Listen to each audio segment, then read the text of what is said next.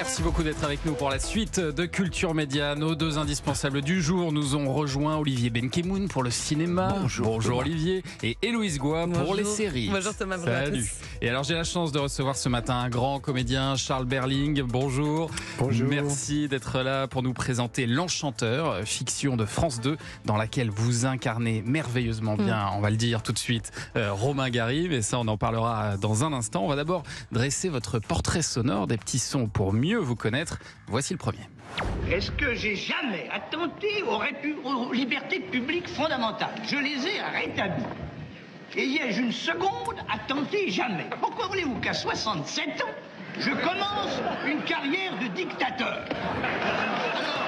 Le général de Gaulle dans sa célèbre conférence de presse de 1958. 58 années de votre naissance.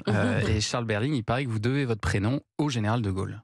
Ah oui, et puis j'ai récemment, là, il y a quelques mois, j'ai eu la chance de dire des textes de Gaulle à l'Assemblée nationale, ce qui m'a fait très plaisir. C'était une confrontation entre Léon Blum et Charles de Gaulle. Ouais. C'était absolument passionnant. Vous n'avez pas fait d'imitation? Vous n'avez pas poussé le truc jusqu'à faire une imitation? Non, mais quand on lit la prose de Gaulle, on est imprégné de son fantôme, on est imprégné de quelque chose qui fait que il y a une... De toute façon, chaque auteur, ça s'est passé comme ça aussi pour Romain Gary, chaque personnalité, j'ai eu la chance de jouer Badinter, j'ai eu la chance de jouer Jean Moulin.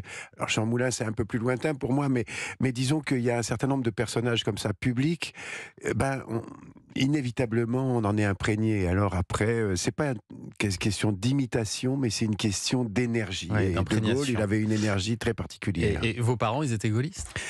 Très gaulliste. J'ai eu la chance d'ailleurs, quand j'avais 7 ans, on était à Tahiti, mon père était médecin de marine, donc il faisait sauter des bombes atomiques à Mururoa, et De Gaulle est venu à Tahiti, et je me suis retrouvé dans la rangée face à lui, je sais pas comment j'ai fait. Il a serré la main? Oui, tout petit, lui il était très grand. Vous avez des souvenirs de ce moment-là? Comment ça va? Oui, je me souviens très très bien, j'étais dans l'allée, c'était très impressionnant de voir cet homme, mais si grand, je ne savais pas trop qui c'était. Mais... Et en grandissant, est-ce que vous aviez des débats avec vos parents sur De Gaulle? Fantastique. Et pour moi, d'ailleurs, c'est un peu une nostalgie par rapport à ce qui se passe aujourd'hui, où j'aime bien les discussions, ma mère était méditerranéenne, et on avait beaucoup de discussions, on n'était absolument pas d'accord, et c'était merveilleux, parce qu'on passait des dîners entiers à discuter politique. Et vous trouvez que la politique n'est pas du même niveau aujourd'hui? Non, je trouve qu'aujourd'hui, le débat politique est forcément basé sur des antagonismes.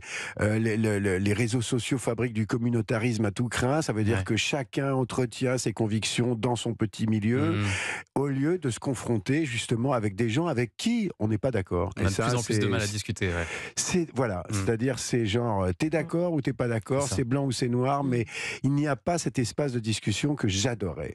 Allez, extrait suivant. Demain, des enfants de chez moi vont mourir. Et ils mourront de ce ridicule qui m'éclabousse aujourd'hui. Vous enviez l'esprit mordant de Monsieur de Voltaire. Le grand homme aurait pleuré, lui. Car il était d'une ridicule sensibilité au malheur humain. Qui sera la prochaine victime? À 35 ans, Patrice Lecomte vous donne votre premier grand rôle, Charles Berling, dans Ridicule. Vous dites que Patrice Lecomte a été un miracle pour vous. Oui, parce que ça s'est fait si naturellement, ça s'est fait avec beaucoup disons, d'amour réciproque. Lui, il était venu me voir plusieurs fois jouer au théâtre, il aimait comme l'acteur que j'étais, il trouvait un singulier. C'est vrai que j'avais une façon de jouer particulière, sans doute, je l'ai toujours, mais disons que c'est ça qui l'a intéressé. Donc c'est beau quand un metteur en scène vous aime parce que vous êtes singulier. Ouais. Et c'est vrai que jusque-là, vous étiez connu comme un acteur de théâtre uniquement, c'est ça? Moi, j'ai commencé à 14 ans au lycée du Mont-d'Urville à Toulon. J'ai jamais arrêté de faire de l'art dramatique. J'ai jamais pensé être acteur, je le faisais. Donc pour moi, mais c'était un moment... oui, particulièrement miraculeux, parce que c'était vraiment le film, le rôle qu'il me fallait à ce moment-là. Ouais. Extrait suivant. Oh, mes mains qui se brûlent, mes mains qui se brûlent. Donc le studio, je vois la consternation dans Non, ce titre. pas arrêtez. Mais non. Ah Les non, mains pas de du Charles tout. Berling sur Europe 1 ce matin. C'est tiré d'un album que vous avez sorti à 53 ans, un album qui s'intitule Jeune chanteur. Et je ne sais pas si vous retrouvez vous aussi, Si, mais si. il y a un peu du Julien Ah Clerc ouais, dans cette c'est vrai. chanson. Il y a du Julien Clerc. J'ai même réenregistré des chansons parce qu'on me disait oh ça fait trop penser à Julien. Donc, Ah ouais. Ah oui, oui, en d'accord. plus à l'époque j'étais avec Virginie, Coupéry, Eiffel, donc enfin bref. Oui. Mais Julien l'a entendu d'ailleurs l'album, mais oui bah. Il y a un peu de Julien Clerc et un petit peu de mais c'est Bachung vrai, dans, mais qu'est-ce- dans les paroles, dans l'écriture. Je pense que, disons, dans la chanson, il faut prendre du temps pour inscrire sa propre, Identité. sa propre Ouais. façon, Ouais. sa propre. Donc. Mais c'était un vieux rêve chez vous, ça, de Mais faire de la musique. oui, mais un vieux rêve, mais pareil, c'est-à-dire que nous, on faisait de l'art dramatique, on chantait les chansons de Brassens, de Brel, c'était naturel de chanter en même temps que de jouer, et donc ça m'a toujours poursuivi. D'ailleurs, je vais continuer là récemment. On m'a proposé de jouer dans une comédie musicale. Je vais sans doute pas y aller. possible. Pour l'instant, j'en dirai pas plus parce que c'est pas vous fait. voulez savoir laquelle vraiment, non, mais ça m'a fait très plaisir et les gens sont venus en me pense à disant vous. on vous a entendu, vous chantez, Mais vous chantez très c'est bien. merveilleux. Oui, vous chantez Ah très bah, bien.